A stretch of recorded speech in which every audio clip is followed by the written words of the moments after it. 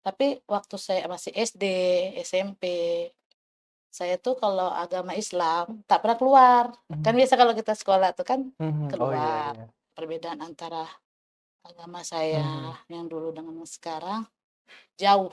Bilang pendeta saya, boleh nikah sama muslim, tapi habis nikah ambil agama masing-masing. Saya pergi haji 2 kali. mmm, oke, Ah, saya pergi haji 2 kali, mungkin itu kali. mhm. Saya dulu punya usaha Bang, hancur, ya kan, sampai sekarang. Kadang terpikir gini, iman kita tuh goyang, Mhm, apakah pertolongan Allah tuh ndak ada, kadang kayak gitu. mmm.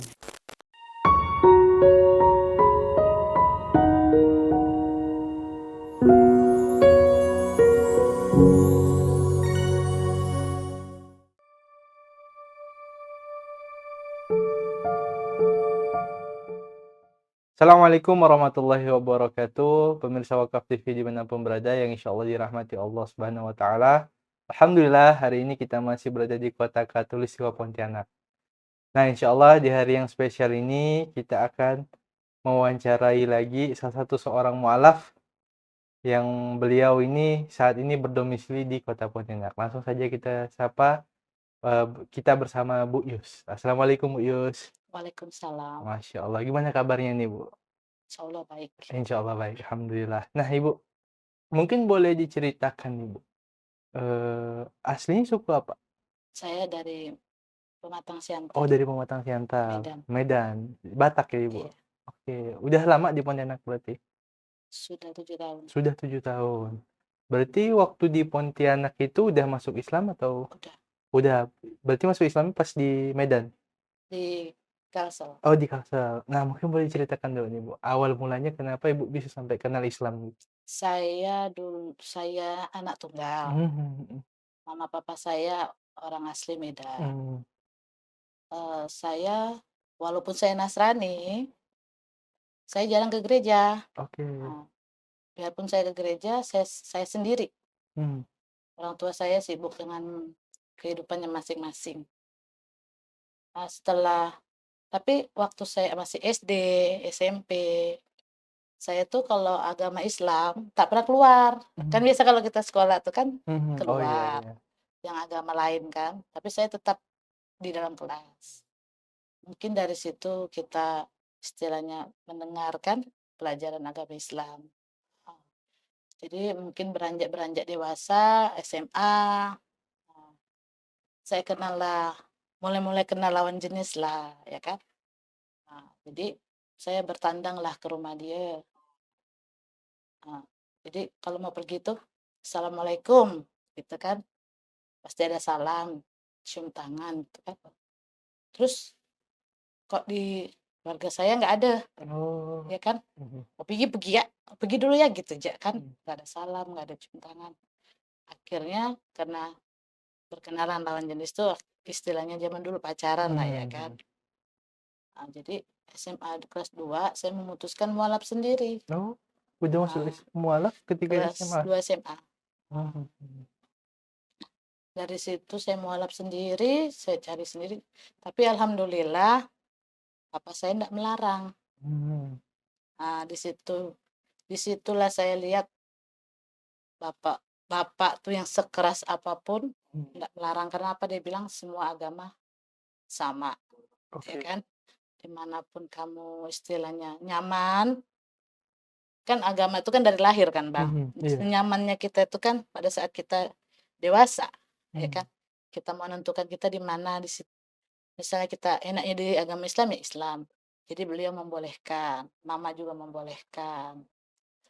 Setelah kelas 3 SMA sama tunangan saya ditunang oke, gitu Bang. Itulah awalnya saya jadi mualaf karena saya lihat mhm antara perbedaan antara agama saya mhm, yang dulu dengan yang sekarang jauh. oke, Ah, karena mau pergi aja ada salam gitu kan. Kalau di rumah saya nggak ada, entah karena orang tua saya sibuk atau gimana, atau karena saya nggak ada saudara gitu ya kan. mhm, Dari situlah pandangan saya. oke. Ah, Berarti awal mulanya dari pandangan terkait agama Islam dulu iya, berarti? sama mungkin karena waktu sekolah tuh sering nggak pernah keluar, jadi Mhm. kita paham kan, Mhm.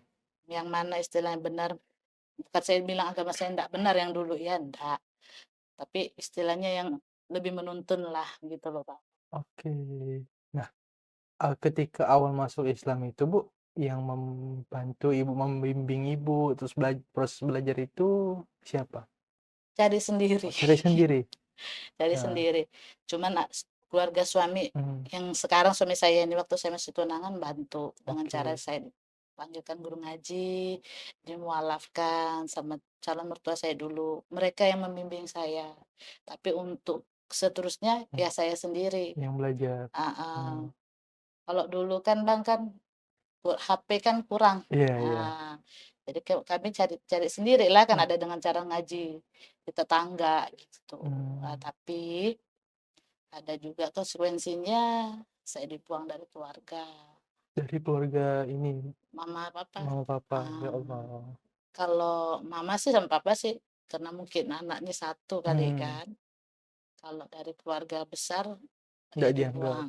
Ah, ya Allah.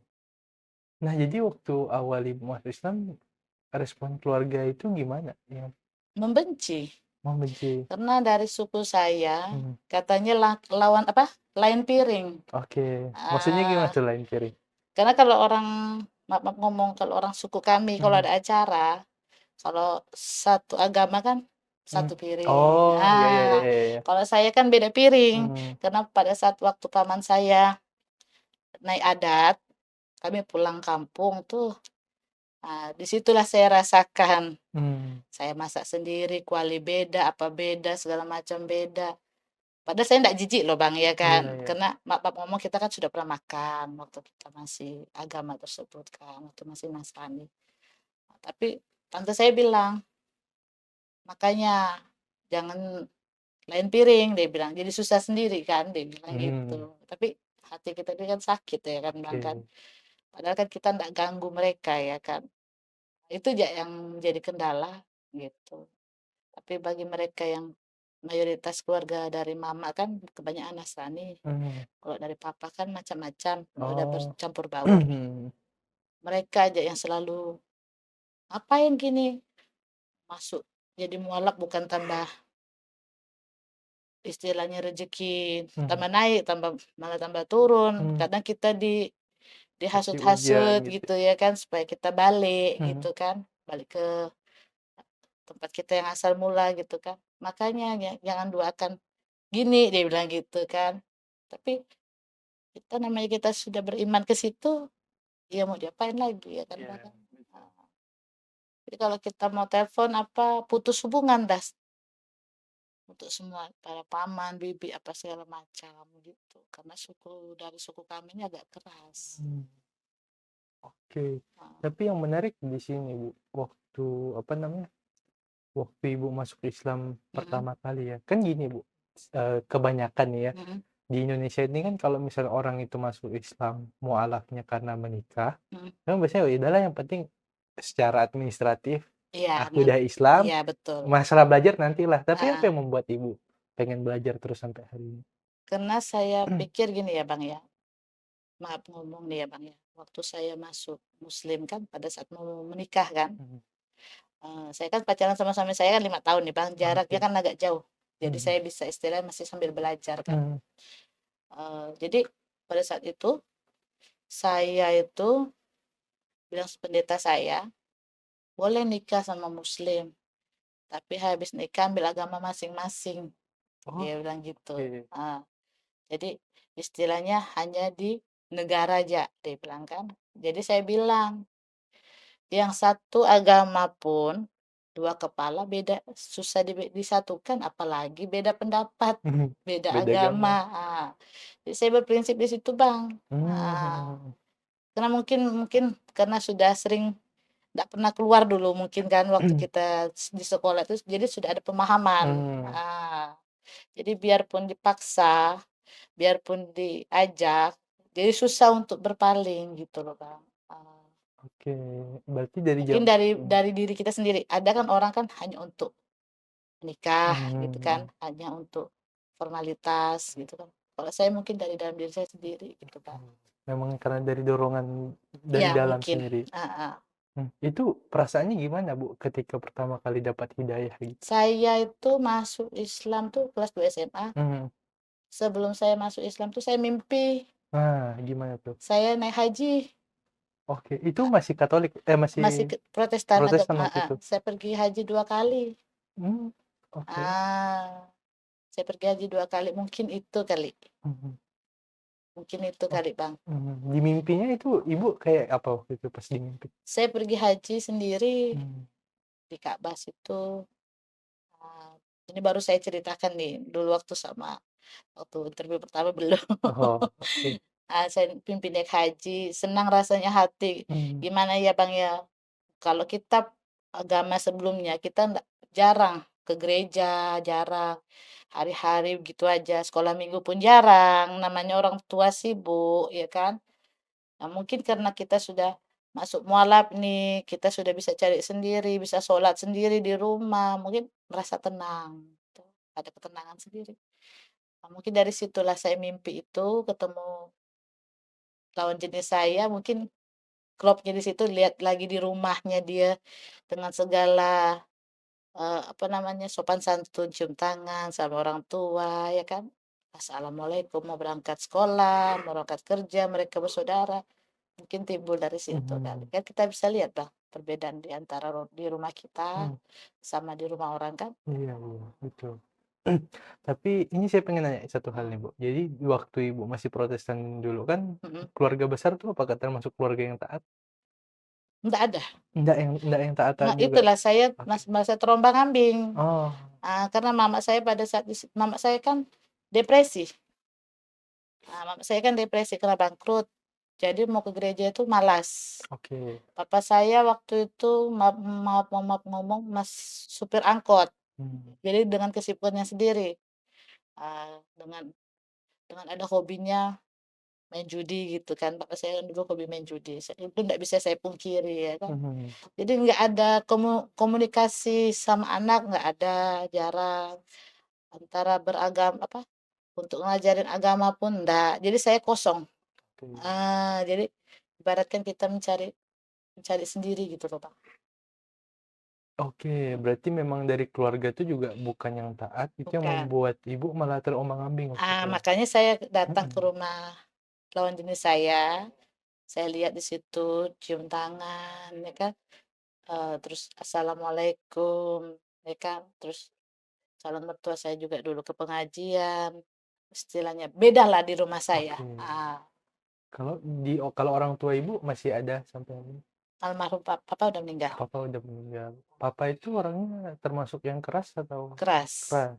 Kayak gimana itu waktu mendidik Ibu? Waktu mendidik saya sangat keras, Mhm. berpakaian seksi pun tidak boleh sama Oke. beliau. Karena dari suku kami kan memang terkenal keras kan, Mhm. apalagi kami ini kan anak perempuan. Mhm. Mungkin dia namanya seorang laki-laki ndak mau anaknya macam-macam mungkin Mhm. kan. Makanya itulah saya bilang kelebihan dari papa Mhm. saya, walaupun macam preman, maaf ngomong Mhm. nih, walaupun macam preman tapi hatinya luas. Masyaallah. Eee, Biarpun istilah dia mungkin tahu kekurangan dia, Mhm. ya kan, makanya dia memperbolehkan, mengizinkan. Yang penting di mana kamu suka, dia bilang. Mmm. Bukan masalah kamu dapat calon muslim, Mmm. tapi ketenangan hati katanya dia. Oke. Ada nggak kalimat dari papa Ibu yang sampai hari ini masih Ibu pegang? Itulah dia bilang Oh, yang penting dapat ketenangan hati. oke. Berarti papa tuh membebaskan ya, Ya, Ibu? Sama ini juga, Bu, kalau awal masuk Islam itu kan, mhm, biasanya nih kan banyak ujian gitu. Nah, betul. ujian yang Ibu rasakan apa kalau Ibu pribadi? Sangat banyak sampai Mmm. sekarang. Mmm. Eee, saya dulu punya usaha, Bang, hancur, ya kan, sampai sekarang. Kadang terpikir gini, iman kita tuh goyang, Mhm.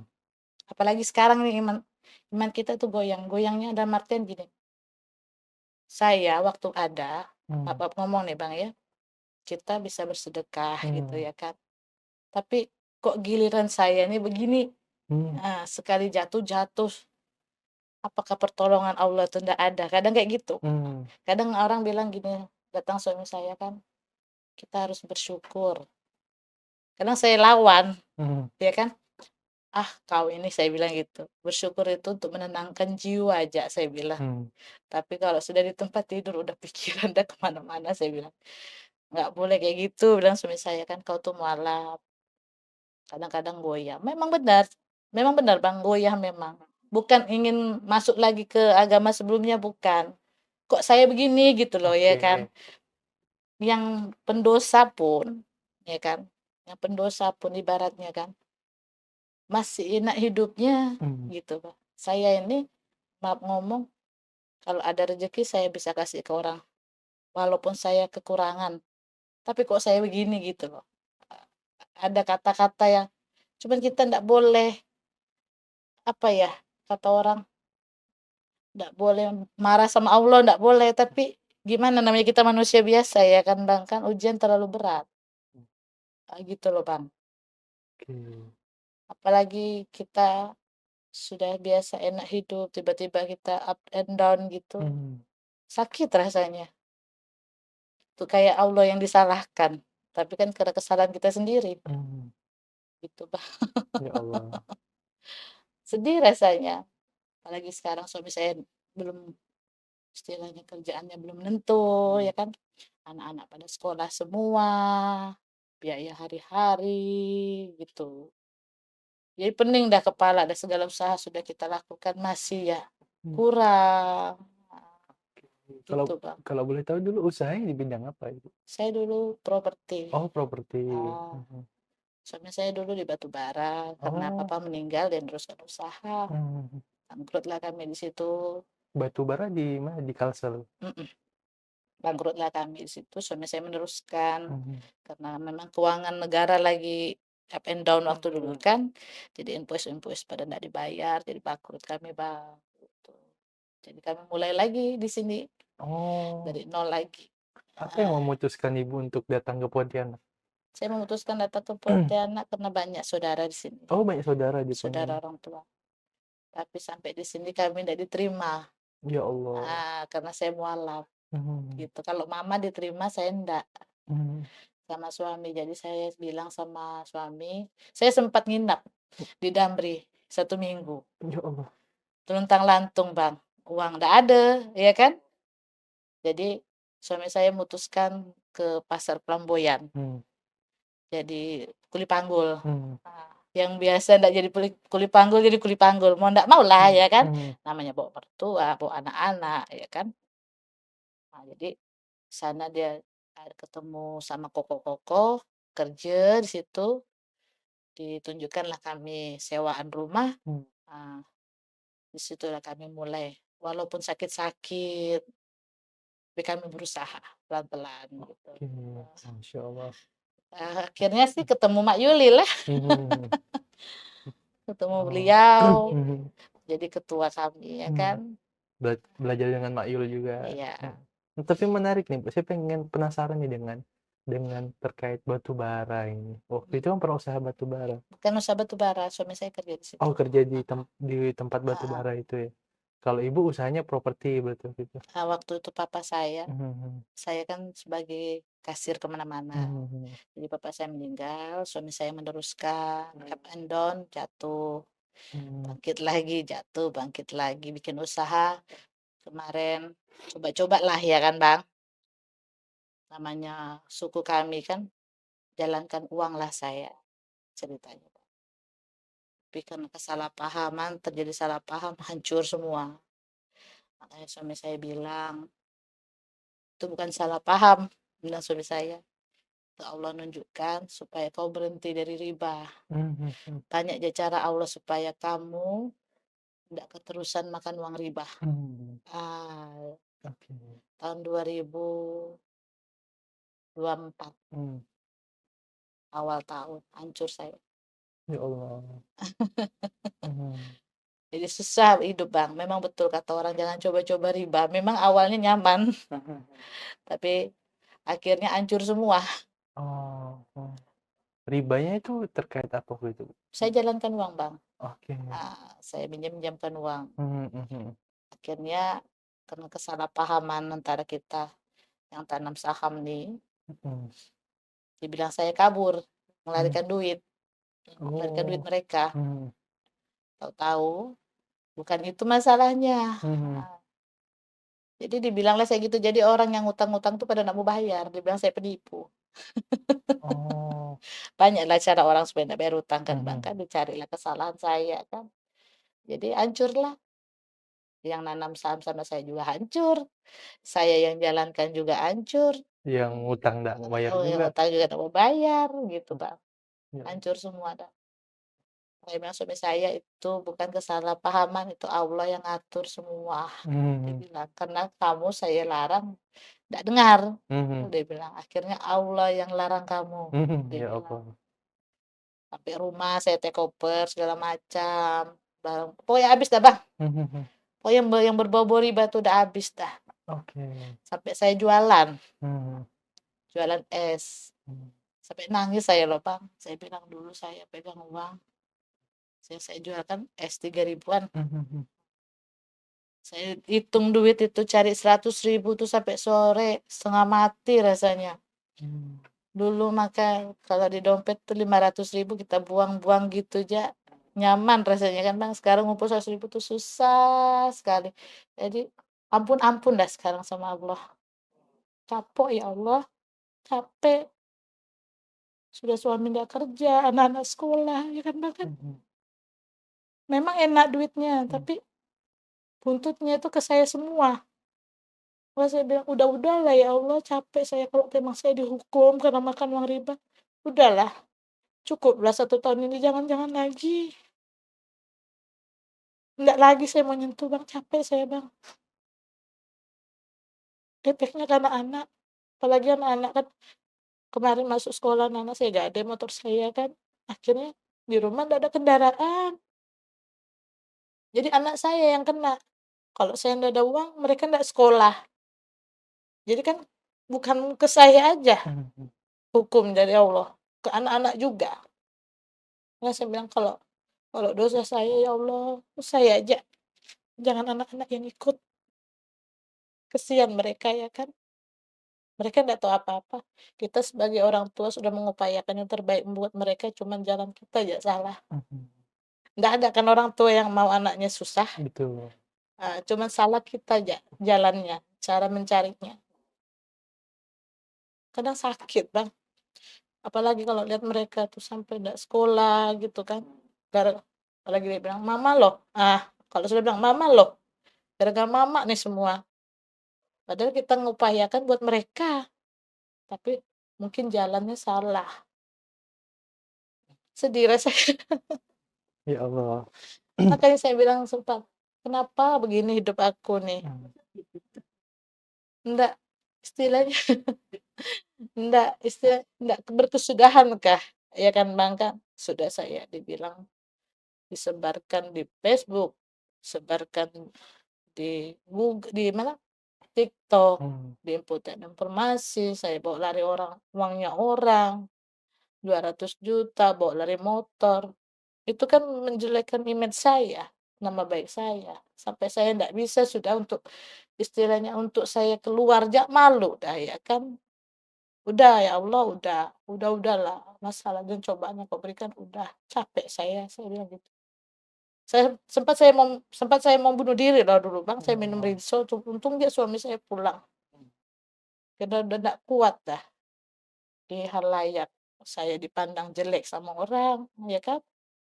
Peduli amat lah ya kan Mhm. ceritanya, cuman saya ndak mau nama baik anak saya yang jelek. Kalau saya sih sudah jelek nggak jadi masalah. Mhm. Anak saya ini kan perempuan semua, Mmm. udah besar pula kan.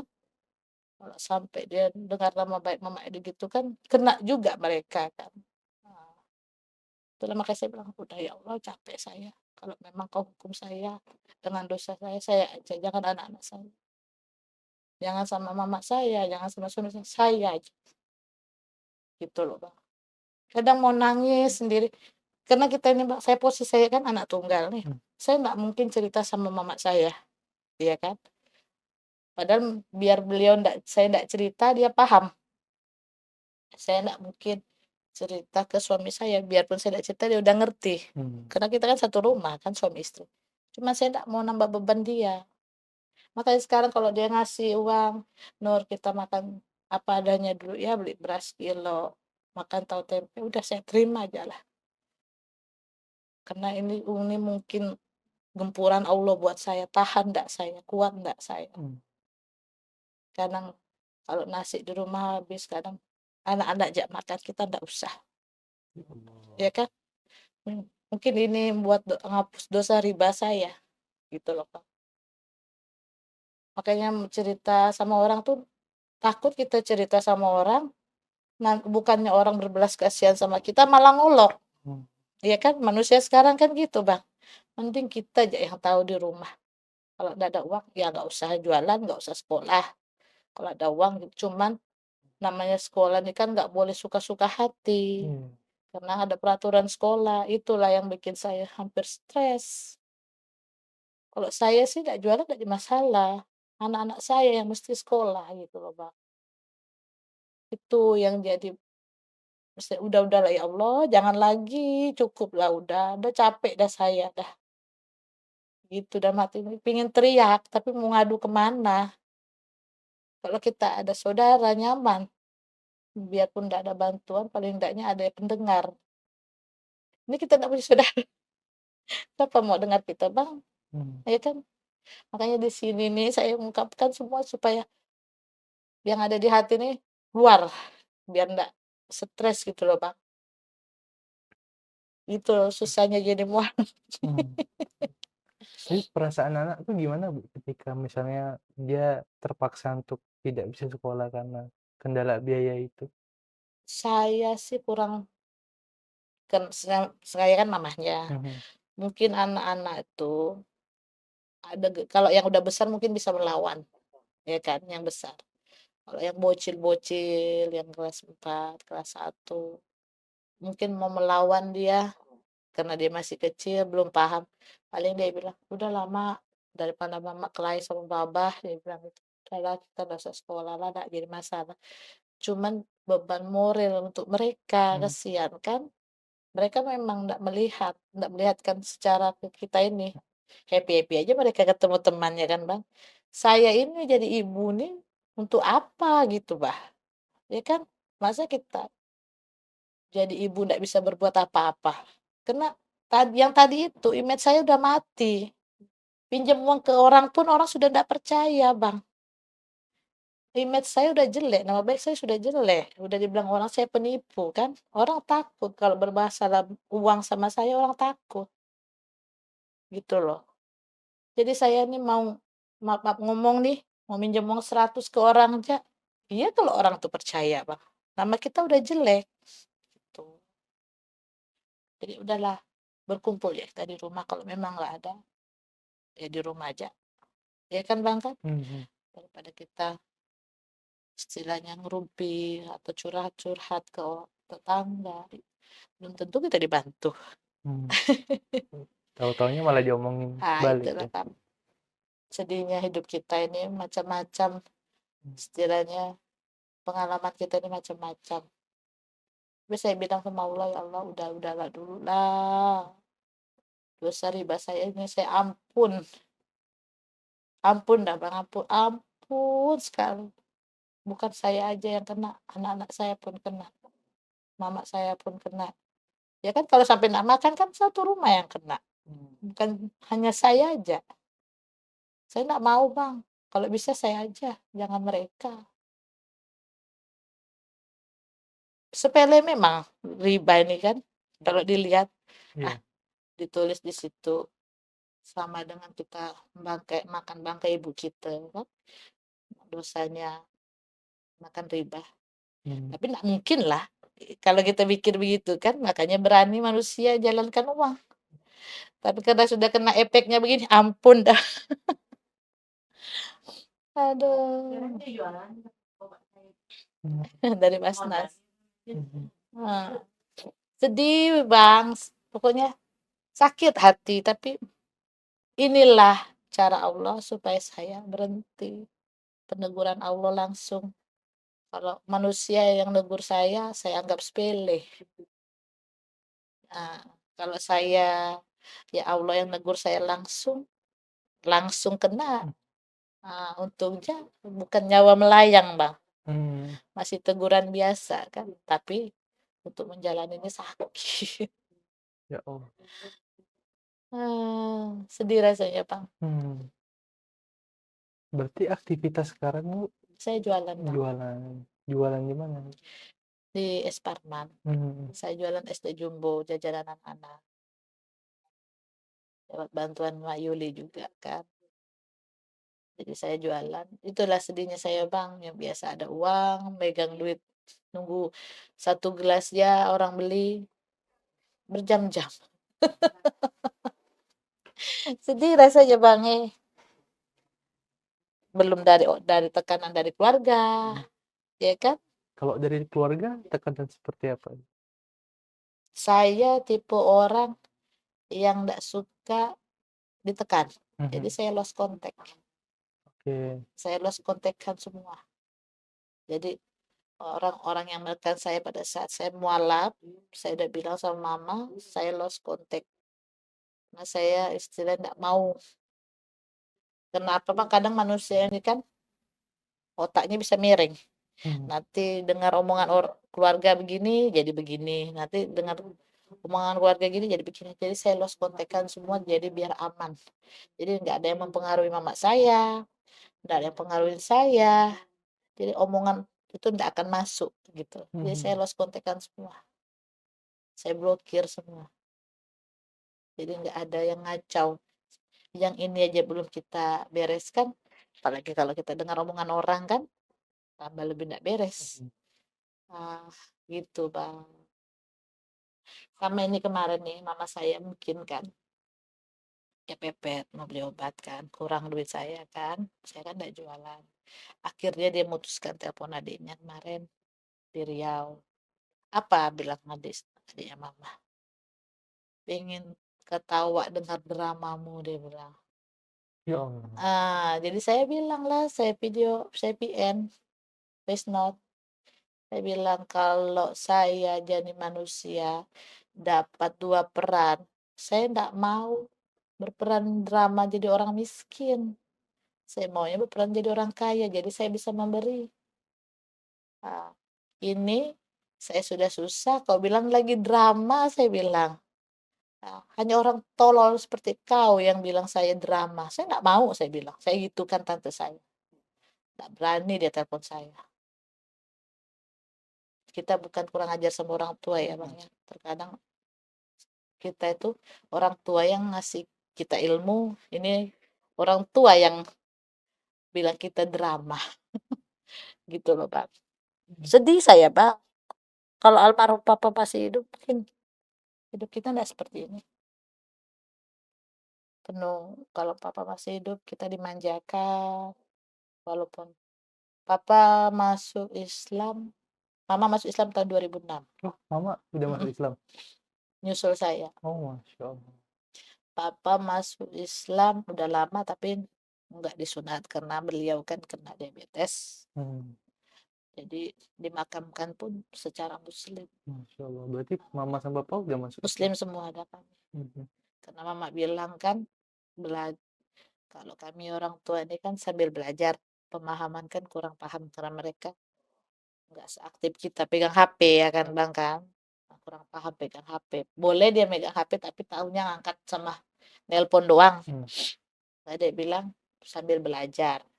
Nggak mungkin anak saya satu, kalau saya mati nanti siapa yang doakan saya, bilang mereka seperti itu. Makanya mereka masuk Islam. Kayak papa meninggal kemarin dimakamkan secara Islam. Masya Allah. Itu waktu itu di mana? Di Kalsel. Oh, di Kalsel. Kalau mama udah di Pontianak? Udah sama saya. Oh, tinggal satu rumah. Saya udah bilang, apapun keadaan saya, sesusah apapun, orang tua tetap sama saya. Kenapa? Mereka surga kita. Ya kan, Bang, kan? Itulah yang bikin kadang-kadang kita ini sedih karena enggak punya saudara. Maksud saya tuh di masa tuanya dia itu Kita ingin bahagia kan bukan berarti kita berduit banyak, enggak. Betul. Dengan cara kasih makan yang wajar lah gitu Bang, ada lauk apa segala macam. Dicukupkan lah. Ini masih kekurangan. Itu yang kadang-kadang bikin saya sedih. Keluarga enggak tahu gitu kan. Masa saya harus jelaskan, oh gini enggak mungkin. Ya kan? Ini loh rumah saya. Walaupun saya cuma makan garam, enggak mungkin saya cerita ke keluarga saya makan garam. Ya kan? Pasti kita bilang, oh kita masih bisa beli ini. Kita tutupin supaya suami saya masih bisa dihormatin karena kan suami saya kepala keluarga. Tapi mereka enggak percaya, dikira kita drama. Untuk apa kita main drama kalau miskin susah? Iya kan? Makanya saya bilang kau tolol, aku bilang. Kadang aja saya gituin Bang, karena kita kan emosi kan. Saya paling nggak bisa kalau lihat orang tua saya nggak bisa beli obat Bang, karena mama saya itu ketergantungan obat. Beliau kan minum obat tidur sudah 32 tahun karena depresi kemarin kan. Jadi prioritas hidup saya nih, anak-anak saya bisa makan, keluarga kita bisa makan, bisa beli obat, bisa sekolah, itu ya. Selainnya itu terserah Allah. Kalau Allah mau kasih saya lebih itu bonus. Kenapa? Dari dulu pun saya sudah berusaha selalu jatuh. Berarti Allah kan belum mengizinkan. Jadi saya minta kalau berdoa mau malam mau tidur atau mau sholat 3 itu aja.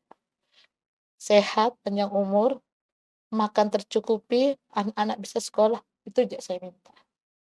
Nggak minta lebih Bang. Kalau kita minta lebih Allah juga terlalu sih. Bingung nanti kalau kita minta banyak-banyak. Karena saya ibaratkan gini Bang, itu sudah cukup untuk saya gitu loh Bang. Ya kan? Iya. Bisa makan, bisa beli obat mama, kita sehat, panjang umur, anak-anak bisa sekolah. Itu harapan tujuan hidup saya sekarang itu. Jadi kalau sampai yang salah satu ndak ada, nah itulah yang bikin iman saya goyang. Ngapa saya begini ya? Apa gara-gara keluarga saya ndak mengizinkan saya, ndak ada restu gitu kan. Tapi kadang-kadang kumat gila kita nih, ndak peduli. Kau ndak restukan saya masuk muslim, mama papa saya izinkan. Kan mereka orang tua saya, bukan keluarga ya kan. Itu aja saya di otak saya Bang. Oke. Tapi dengan hubungan dengan keluarga kayak tante ya itu. Itu berarti udah lost contact. Lost contact. Biar mereka, mama saya mulai nelpon kemarin, sudah saya blokir dah. Jadi biar nggak ada omongan kan. Kalau ada omongan seperti itu mengacau otak lagi Bang. Sudah otak kita kocak, dikocak lagi sama mereka. Mending kita ya bertujuh. Saya kan bertujuh di rumah. Ya Allah. Anak saya 4, saya, suami saya, mama saya. Gitu ya Bang. Masya Allah. Kehidupan kita ini macam-macam lah. Dilihat aja sama orang kita ini enak, padahal banyak lubang-lubang di dalam.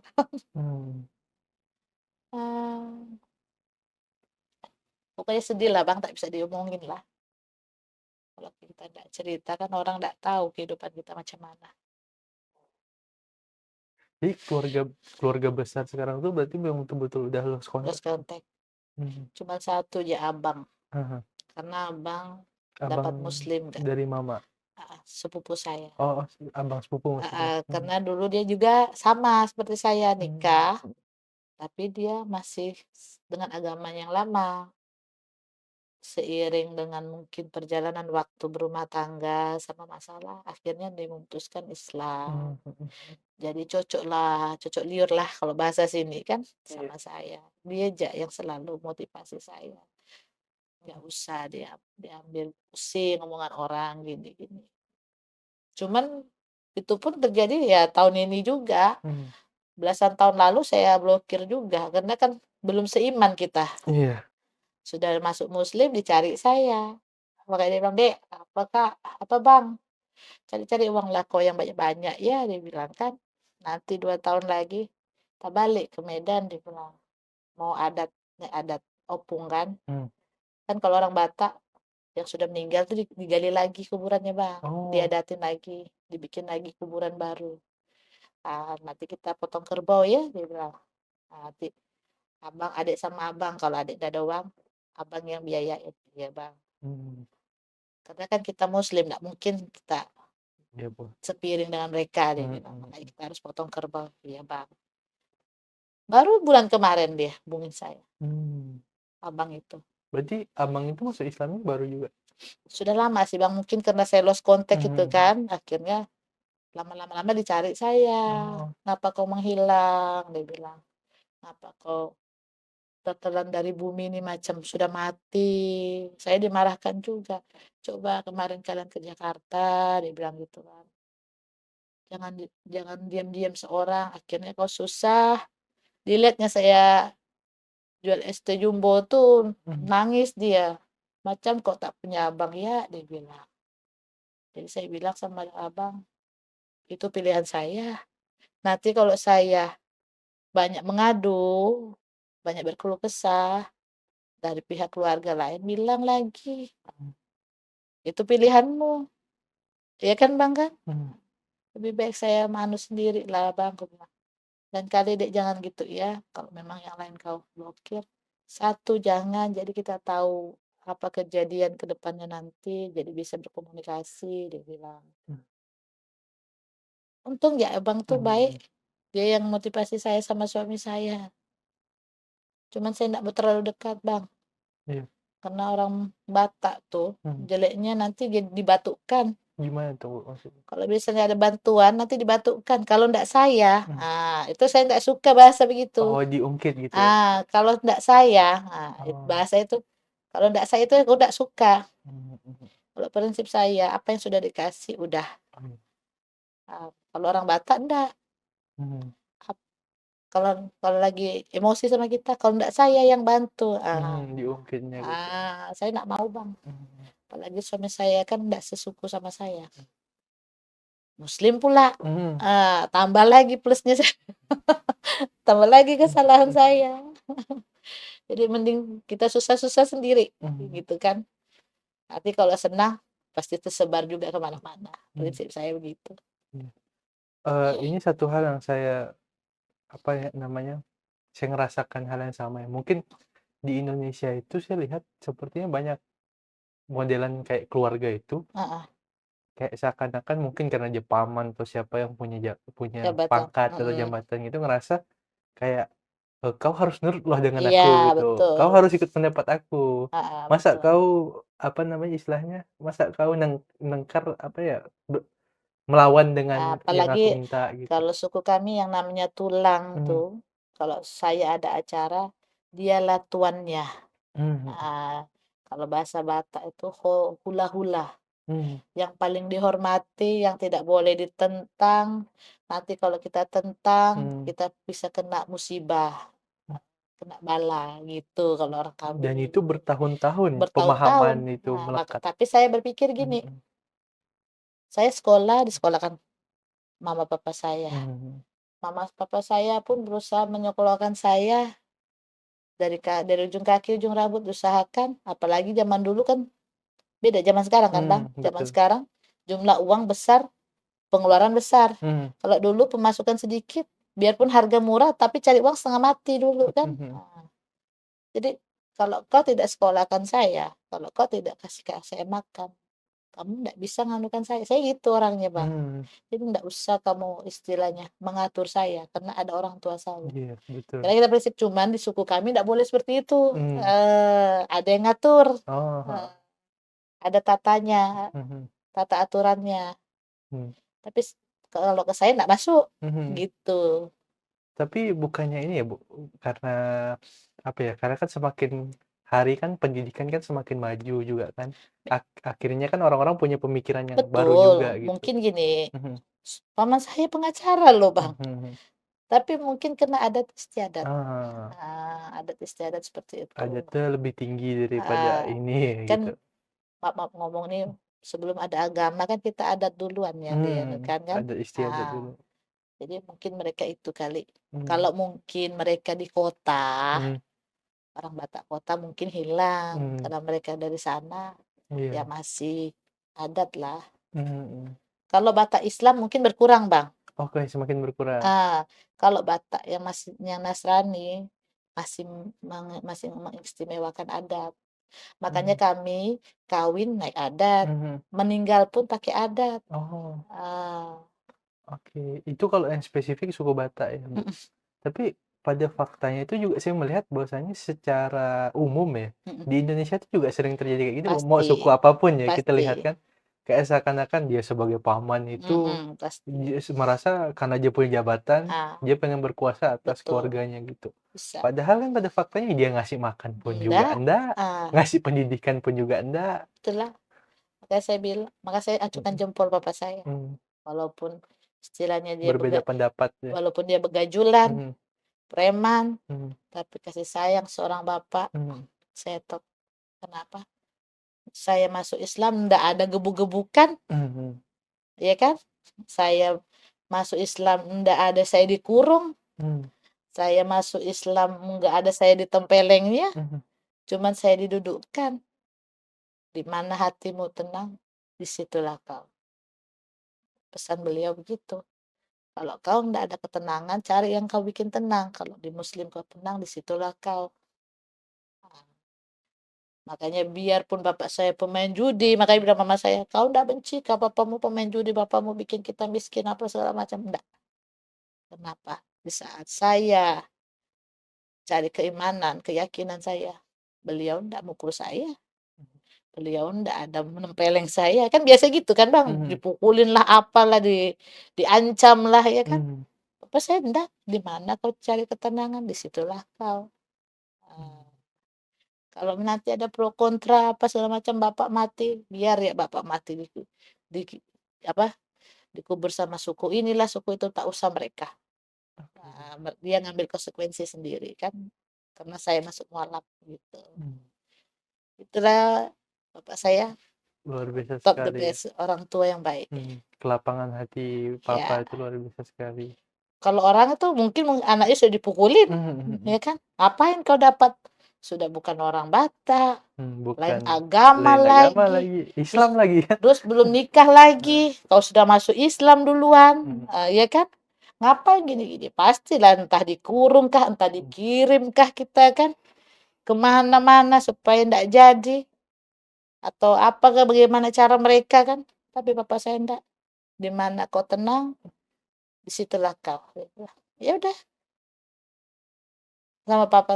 Akhirnya papa juga ngomong ndak makan itu lagi. mhm, Udah ngomong karena kan di rumah kan, iya, ndak makan itu lagi, ndak berkumpul lagi. Akhirnya mungkin lama-lama kena di otaknya juga mungkin mhm, kan. Namanya orang semakin tua, apa yang dicari Bang semakin tua? Pasti keyakinan kan. mhm, Ndak mungkin dia mau main judi terus lah, poya-poya sama teman lah, hoga-hoga sama teman, nggak mhm, mungkin. Pasti dia cari ke keyakinan keimanannya dan dia kan. ketenangan juga. Makanya dia masuk Muslim, enggak. Mhm, Tapi kalau saya sempat meninggal, saya macam mana? Dia bilang, makanya dia kan punya tato tuh. mhm, Seminggu sebelum meninggal dia bilang, di mana ya cari hapus tato ya, dia bilang. Apa Pak? Kalau Bapak mati nanti ini enggak bisa, ini udah diterima Allah ini, dia bilang. mhm, Dia minta hapus. Ya saya bilang nggak usah dihapus karena kan Bapak punya kencing manis, diabetes. Nanti kalau malah dihapus malah jadi koreng, saya bilang nggak apa-apa. Yang penting kita bertobat, tobat, aku mhm, bilang. Makanya dia minta hapus tuh Bang, permintaan terakhirnya, cuma nggak bisa. Keburu dia meninggal duluan. ya Allah, mungkin itu kodenya kali Kodenya ya? dia. Bapak saya memang orangnya baik. Kalau orang Batak, mana bisa gitu Bang, mungkin saya sudah dikirim ke mana-mana Mhm. supaya nggak jadi. Tapi hebat juga ya, maksudnya papa ibu walaupun orang Batak yang kan kita tahu Batak itu kan terkenal dengan kerasnya Mhm. gitu. Maksudnya punya kelapangan hati sebesar itu. Itulah bapak saya. Mhm. Maka saya bilang, my father, my hero. Iya kan? Masya Allah. Maka sampai sekarang dia sudah 14 tahun 11 tahun meninggal, Mhm, kayak belum meninggal. mhm, Ah, Makanya kadang-kadang saya bilang, kalau saya susah, kenapa kamu meninggal Pak? Saya bilang. Karena pahlawan saya itu biarpun ada suami saya, tetap bapak saya. Mmm. Bapak saya itu istilahnya tegas, keras, jarang ngomong sama anak, tapi kasih sayangnya tuh istilahnya gini ya, Bang, kasih sayang ke anak itu nggak nampak, tapi dari jauh nampak gitu, Bang. Mmm. Dia nggak meluk-meluk kita, Oh. nggak, tapi dilihatkan dengan dia memprioritaskan kita sebagai anak gitu, Bang. Mmm. Jadi kehilangan beliau tuh sangat sakit untuk saya.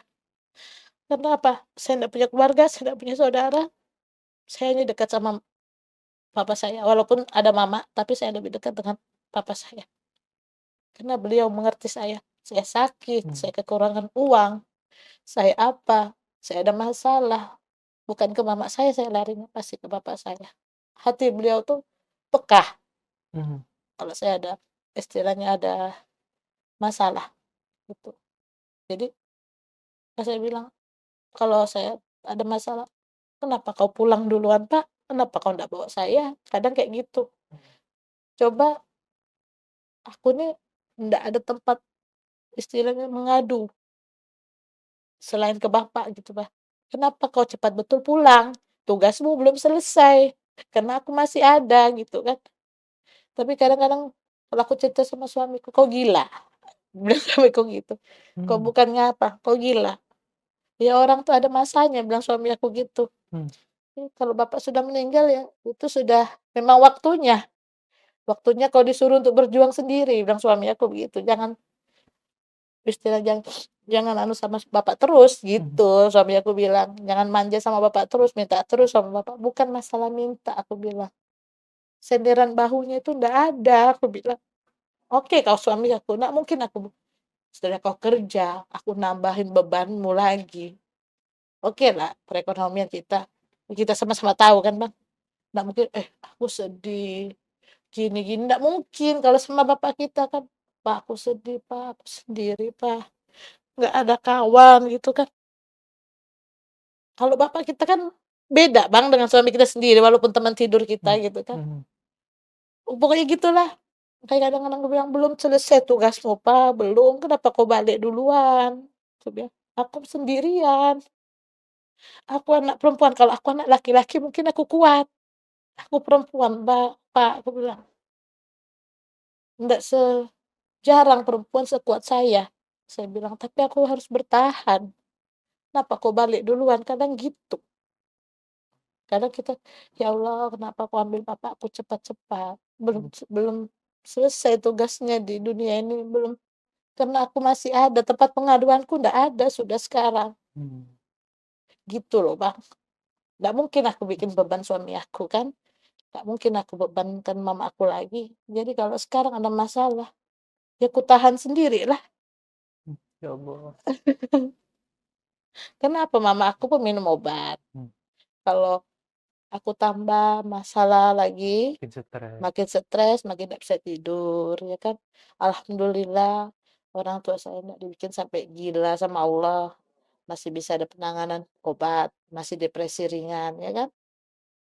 Pak suami saya istilahnya sudah pusing dengan kami berenam nih, tambah lagi aku ngadu lagi nih dengan ejekan tetangga misalnya kan.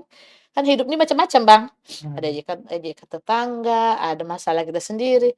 Lalu kita bilang, "Pak ini, Pak, pusing aku kok ngadu-ngadu terus," gitu kan. Kalau sama bapak kita, nanti itu, "Begini kan itu, tenang ya kau," gitu deh.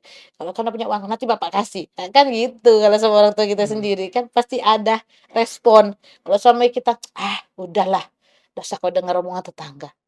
Apa kau itu?" Kalau suami saya gitu, Mmm. "Yang penting kau tenangin diri, apa segala macam, beresin benar diri, kalau kau mampu baru." Kalau orang tua kita mana, kita dibela, sampai ke mana pun kita dibela walaupun kita salah. Itu orang tua, makanya saya bilang, "Kenapa Bapak pulang cepat?" Itu yang saya sesalkan, kenapa pulang cepat. Mhm. Egois juga saya ya, Mmm. Bang, ya. Tapi kalau misalnya papa masih ada, apa yang pengen ibu sampaikan dengan papa? Kalau Bapak masih ada, Seandainya papa ini masih ada. saya beruntung punya dia. Kayak saya bilang, "My father is my hero." Kenapa? Saya susah, saya senang, saya sedih, Mhm. beliaulah yang paham. anak saya sakit, Mmm. saya udah ada uang, dia nggak nanya saya, "Ayo cepat ganti baju, bawa ke rumah sakit." "Nggak ada uang, Pak." Udah, walaupun beliau istilahnya dalam koceknya ada ndak ada kita ndak tahu nih, dia berusaha tuh, harus kan ada. Itulah papa saya. Dia ndak nunjukkan ke kita ada ndaknya, tapi dia berusaha cari yang terbaik buat anaknya. Makanya saya bilang, papa saya bukan harus pejabat, bukan harus apa, walaupun hanya orang biasa, dia berhati besar untuk saya. Gitu loh, Bang. Papa Masyaallah. saya memang is the best. Makanya kan mama saya bilang, "Bodoh kau, kau udah sembah-sembah bapakmu yang pemain judi itu." Ya namanya mama-mama kan Mmm. gitu kan. Gara-gara dia kita tak punya rumah, gitu kan. Gara-gara dia, "Coba bapakmu tuh ndak pemain judi, mungkin rumah kita banyak," dia bilang. "Mungkin mobil kita banyak. Gara-gara pemain judi bikin susah kau. Kau ndak sekolah tinggi," dia bilang gitu.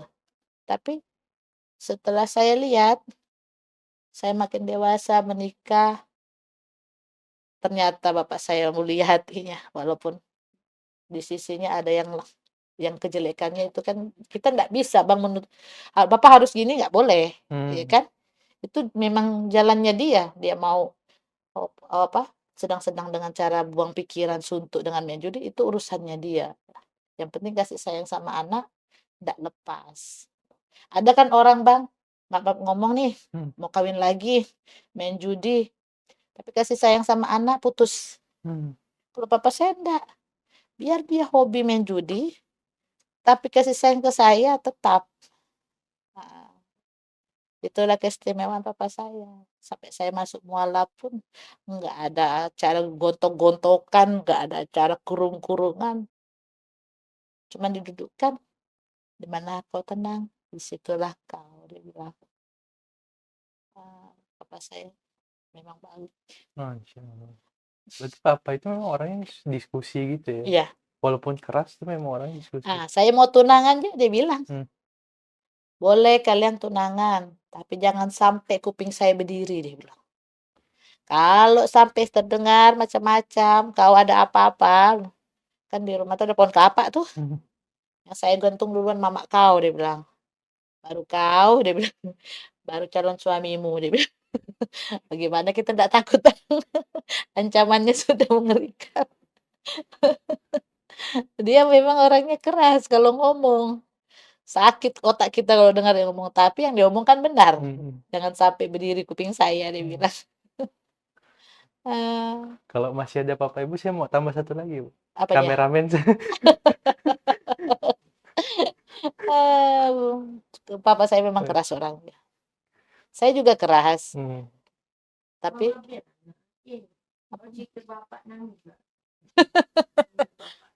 ah, perjuangan seorang ayah itu mah besar. Mmm. Makanya baru kita sadar kan Bang kan, kalau kita scroll-scroll HP, TikTok tuh, nah injakin punggung ayah gitu kan. Mhm. Dulu kan kita suka nginjakin punggung bapak kita kan, Mhm. sekarang kita ngerasain karena lelahnya cari uang, iya Mhm. kan? Baru oh, inilah yang dirasakan almarhum papaku dulu, injak-injak kaki lah, injek-injek badan lah, itulah mungkin cuman cuman dia ndak mengasih tahu kan kita betapa capeknya dia cari rezeki, cari uang untuk kita kan. Ternyata benar yang dibilang di HP itu bukan hanya tulisan. Aduh, Ada lagi, Bu, hal yang pengen Ibu sampaikan lagi? saya mau sampaikan kepada kita yang mualaf-mualaf nih, saya sebagai mualaf, banyak juga suka duka. Apalagi mualaf nih banyak cobaan. Cobaannya apa? Cobaan hidup, keuangan, anak, suami, dan permasalahan lain. Kita harus kuat. Selain kita harus kuat, kita harus teguh mempertahankan keimanan kita. Saya tidak banyak omong di sini. Saya merasakan karena apa? Keimanan kita ini goyah, Bang. Mmm. Kalau misalnya kita ada masalah. Tapi bisa itu kita hilangkan dengan cara kita bermain sama anak, apa segala macam. Tapi saya yakin Nggak mungkin roda ini nggak berputar ya kan Bang kan? Hidup nggak mungkin nggak bergantian. Pasti hidup saya bisa bisa naik lagi nantinya. Hmm. Itu jadi buat kita yang mualaf, kita nggak boleh patah semangat. Kita harus semangat jalankan sholat. Walaupun kita cari uang susah. Karena yang susah saya pikir bukan kita aja. Hmm. Seluruh Indonesia juga lagi susah nih kayaknya. Hmm. Tetaplah berpegang teguh dengan keimanan, itu aja pesan saya. Karena omongan-omongan dari sana sini tidak usah kita dengarkan. Keimanan kita aja kita dengarkan. Itu aja. Masya Allah. Luar biasa sekali Bu Yus. Makasih Iya, banyak nih Bu Yus atas kisah perjuangan Ibu juga iya. perjalanan masuk Islam. Saya sangat terharu juga Saya bahwasanya masuk Islam tuh Bang, eh, perjuangannya tidak terlalu berat. Papa saya kan cuman dari keluarga ya. Kalau dari keluarga sih saya anggap sepele ya kan Bang kan. setelah masuk Islamnya ya Saya anggap perjalanan sepele karena orang tua saya yang saya lihat gitu kan. Mhm. Perjalanan hidup nih Bang. Setelah masuk Islamnya itu ya Bu. Perjalanan hidup nih kalau orang kan masuk Islamnya susah, Mhm. minta izinnya susah, digebuk dulu apa dulu. Mhm. Kalau saya enggak, perjalanannya ini yang susah. Entah kekurangan saya mungkin, saya sholat bolong-bolong, kita kan enggak boleh juga menyalahkan Tuhan, menyalahkan Allah. Sholat kita kurang mungkin, perkataan kita masih kurang ajar mungkin, ya kan? Cara kita sama orang tua bicara, namanya orang tua sudah tua, mama saya kan sudah tua, Mhm. kadang cerewet, kadang bawel, kadang kalau dia ngomel, kalau namanya kita manusia biasa ya Bang ya, dongkol tuh ada, kadang kita lawan gitu kan, mungkin itu juga salah satunya bikin seret rezeki. Saya nggak memungkiri, Mhm. ya kan, tapi kadang-kadang maafkan saya, ya Allah saya hanya manusia biasa, kalau orang mama saya kelewatan bicaranya, saya hanya manusia biasa. Mhm. Tapi kita juga nggak boleh lupa, surga di telapak kakinya. Mhm. Aduh, ya itu jadi pesan saya. Masyaallah. Ini menarik juga Bu, tadi kan Ibu bilang satu Indonesia lagi susah ya. Heeh, Dengan kondisi perekonomian Ibu yang sedang berada semeraut. di titik ini gitu Mhm, ya. Dengan melihat isu yang kemarin gaji pejabat itu tunjangannya dinaikin, gimana pandangannya itu? ya nggak bisa lah, ya kan. Kita cari 3.000 ya berjam-jam. Dia 3 juta satu hari, nggak masuk akal tuh Indonesia, ya kan. Pesan juga untuk Pak Prabowo dan staf-stafnya, kalau memang mau menaikkan gaji gaji DPR, lihatlah dulu masyarakatmu macam mana hidupnya. Tak usah kau lihat yang punya PT, punya perusahaan, lihatlah pedagang pedagang UMKM, cara cari uang macam mana. Cari satu botol es teh pun berjam-jam nunggu, itu pun ngitung, udah jam berapa ini ya, dapat berapa nih ya, mau makan lagi ya. Kan tukang es UMKM kan manusia biasa Bang, perlu makan. Dapat nanti 30.000, uang makan 20.000, minus 20.000. Enggak setimpal kok gaji 3 juta para DPR-mu. Saya enggak setuju. Ya kan Bang kan? Pesan untuk Prabowo. Politik, politik mak-mak, Mak. Betul kan Ya, Bang? betul betul. Nah, saya jualan Bang. Mmm. Saya dapat 30.000. Tek tek tek tek, pulang bocilku 2, jam 12 siang. Mak, yuk makan. Nah, dapat 30.000 tuh Bang, masih 10 gelas. Kalau saya beli nasi 2 bungkus 20.000. Nah, minuslah saya 10.000, sementara saya naik Maxim aja PP 62.000. Ya Allah. Saya kan nggak punya motor. Mhm. Motor kan saya gadaikan buat masuk anak sekolah kemarin. Mmm. Nah, jadi minus lah ya kan. Otaknya jalan lah sambil nunggu pembeli. Kayak apa cara aku pulang? Dapat nggak aku uang buat bayar Maxim? Ya kan? Nggak mungkin kita nggak mungkirin itu ya kan Bang kan. Kita pergi oke lah boleh mengharap hasil jualan. Balik kalau ndak istilahnya ndak dapat yang 32.000 mau balik macam mana? Nah, jadi tahan dulu ya Nak ya. Agak-agak sore sedikit baru kita makan. Kesianlah yang bocil 2 kelaparan. Ya kan? Mmm. Nah, itulah yang dipertimbangkan. Makanya mungkin mahasiswa tuh bukan mau bentrok-bentrokan, enggak, karena aspirasinya enggak didengarkan. Terjadilah seperti itu. Ya kan, manusia kalau tidak didengarkan bentrok. Jangan salahkan masyarakat, salahkan yang bikin undang-undang. Biar ngelihat langsung ya Bu, rakyat di bawah kayak gimana. Betul Bang. Kenapa? Yang dinilai, yang dilihat anggota-anggotanya yang UMKM, maaf ngomong tukang sampah. Tukang sampah kalau yang itu PNS, kalau yang tukang sampah biasa macam mana Bang? Iya kan? Nggak dipikir. Saya sama suami saya menolak ya Pak Prabowo. Oh, Masya Allah. Masya Allah, luar biasa sekali. Betul kan Mak kan? Mhm, Mak pun menolak kan? mhm. Ini podcast pertama saya yang sangat tepi jurang Luas. sekali. Masya Allah. Tapi memang pada faktanya kan Ibu sebagai pedagang UMKM kan merasakan gitu ya, Iya Bang, kondisi betul. ekonomi Kita hari nggak ini. usah bohong. Memang benar. Apalagi yang cuman kita jual maaf ngomong es. Mhm, Kalau hujan, apalagi kemarin waktu bukan Kamis Kamis yang lalu, anak-anak SMP itu pulang 2:30, ya kan jam 2.20. Pas mau 2:30, geberlah hujan deras, angin, ini teh gelasnya sudah diisi teh semua nih, tahu-tahu hujan. Pulang mereka dijemput papanya, mamanya naik mobil, "Syut syut syut syut syut." Dapatlah saya uang 25.000. "Kayak apa saya mau pulang ini," saya bilang kan. Teleponlah suami, "Ada duit ndak?" Aku bilang, "Aku ambil uang di kantor mah, jemputlah kami sini kalau ndak kami ndak bisa pulang, naik Maxim." Nah, itu yang makanya masyarakatnya tentram, nggak mungkin lah, ya kan.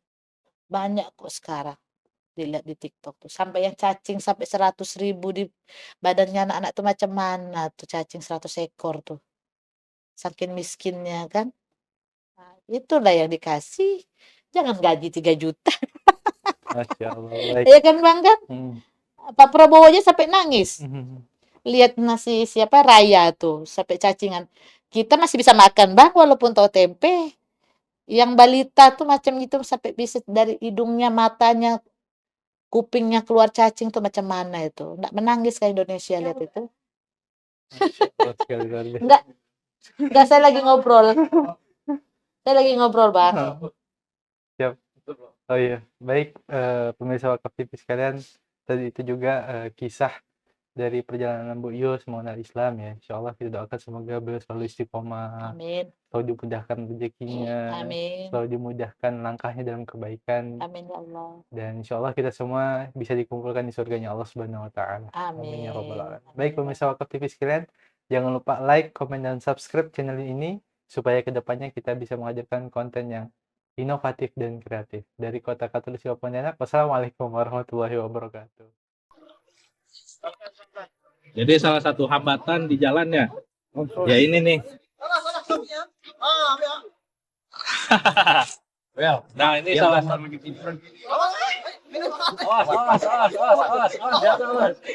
Hampir aja nih kawan kita jatuh ke sungai. Jadi memang salah satu hambatan kita itu kalau masuk ke pedalaman ya seperti ini salah satunya. Belum lagi kayu-kayu itu pada muncul dari dasar sungai. Jadi memang perlu kehati-hatian dan tingkat risikonya juga Besar, tinggi, besar ya.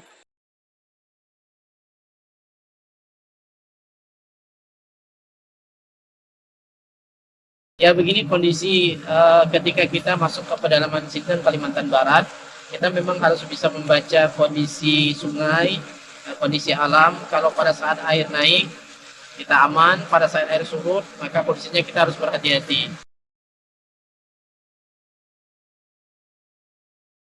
Pada siang hari ini kita akan berangkat menuju Desa Mentatai. Dalam perjalanan insya Allah bisa ditempuh nanti bersama dengan tim kurang lebih 6-7 jam. Pada malam hari nanti kita akan bertemu dengan warga umat Islam yang ada di pedalaman Desa Mentatai.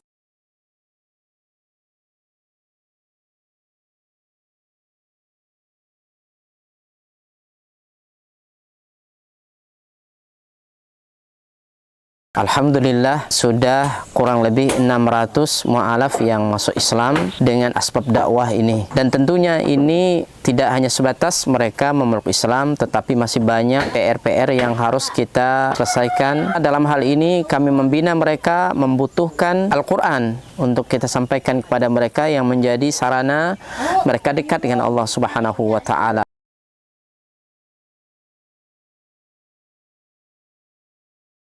Kami berharap dan mengharapkan bantuan dari seluruh kaum muslimin untuk mensupport dakwah ini dengan berwakaf Al-Quran di Badan Wakaf Al-Quran.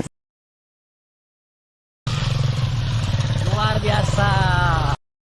Kaum muslimin yang dicintai oleh Allah Subhanahu wa Ta'ala, perlu kita ketahui bahwa pondok ini sangat dibutuhkan karena memang di sini sangat minim akan bahkan mungkin bukan lagi dikatakan minim, memang tidak ada lembaga semacam pondok pesantren yang berdiri di Desa Nangat Tempunak ini. Yang kedua adalah kerusakan akidah. Ya, jadi di sini jika tidak ada pesantren ini rusaknya luar biasa. Apalagi memang pemurtatan sangat kuat di Desa Nangat Tempunak ini. Jadi memang misionaris-misionaris itu masuk kemari itu dengan materi yang kuat, ya, dengan iming-iming yang kuat. Dengan adanya pondok pesantren ini mengkader anak-anak para mu'alaf, ya, dari suku Dayak yang berasal dari pedalaman ini sangat mudah. Jika mereka sudah belajar agama, kemudian mereka sudah paham dengan agama dan mereka sudah hafal Quran, mereka akan kita kembalikan ke kampung-kampung mereka. Kita sekarang sambil melihat lahan atau tanah yang akan kita bebaskan untuk pembangunan atau perluasan pondok tahfiz Quran Cahaya Tempunak. Lokasi ini adalah lokasi yang bebas daripada banjir dan luasnya kurang lebih 4 hektar, dan insya Allah di sini nanti akan kita bangun sarana ibadah, kemudian sarana untuk tinggal mukimnya para santri, kemudian aula belajar dan pertemuan para santri.